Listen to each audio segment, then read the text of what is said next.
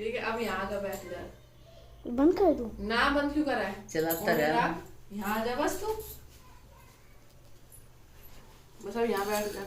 उसमें एक हाथ में दान अब मैं खड़ी होकर कर रहा हूँ।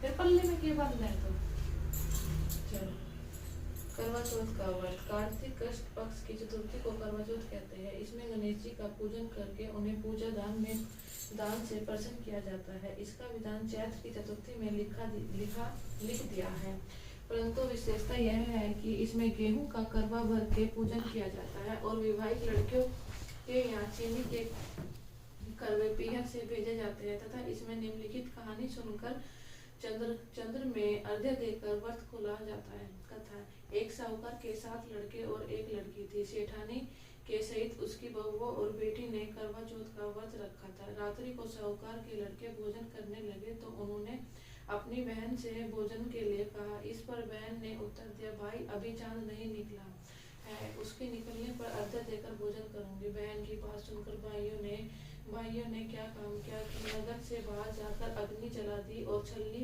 ले जाकर उसमें से प्रकाश दिखाते हुए उन्होंने बहन से कहा, बहन चांद निकल आया है, अर्घ्य देकर भोजन जीम लो। यह सुन उसने अपनी भाभियों से कहा कि आओ तुम भी चंद्रमा को अर्घ्य दे दो, परंतु वे इस कांड को जानती थी। उन्होंने कहा, भाई जी अभी चांद नहीं निकला, तेरे भाई तेरे से धोखा करते हुए अग्नि का प्रकाश छलनी से दिखा रहे हैं। भाभियों की बात सुनकर भी उसने कुछ ध्यान न दिया। वह भाइयों द्वारा दिखाए प्रकाश को ही अर्घ्य देकर भोजन कर लिया। इस प्रकार व्रत भंग करने से गणेश जी उस पर अप्रसन्न हो गए। उसके बाद उसका पति सख्त बीमार हो गया और कुछ घर में न था, उसकी बीमारी में लग गया।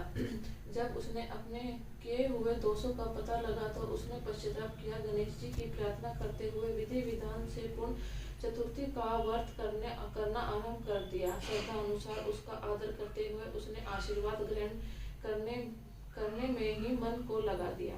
इस प्रकार उसकी श्रद्धा भक्ति सहित कर्म को देखकर भगवान गणेश जी उस पर प्रसन्न हो गए और उसके पति का जीवन दान देकर उसे आरोग्य करने के पश्चात धन संपत्ति से युक्त कर दिया। इस प्रकार जो कोई छल कपट को त्याग कर श्रद्धा भक्ति से चतुर्थी का व्रत करेगा वे सब प्रकार से सुखी होते हुए कलेशों से मुक्त हो जाएंगे।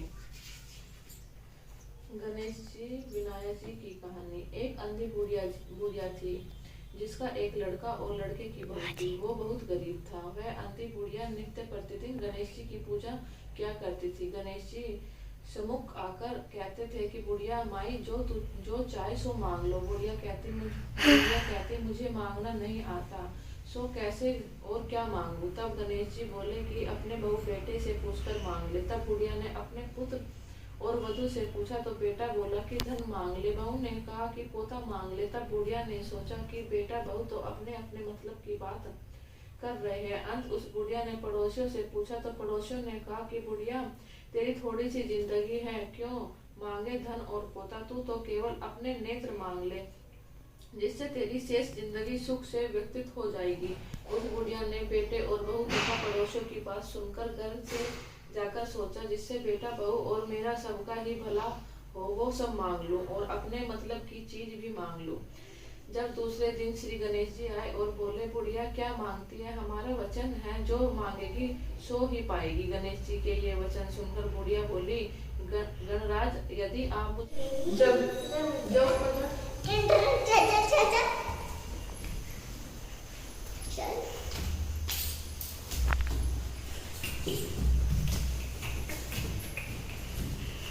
गेट खोल।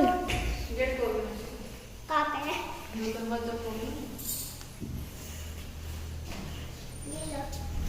ढंग से ना खोल सकती।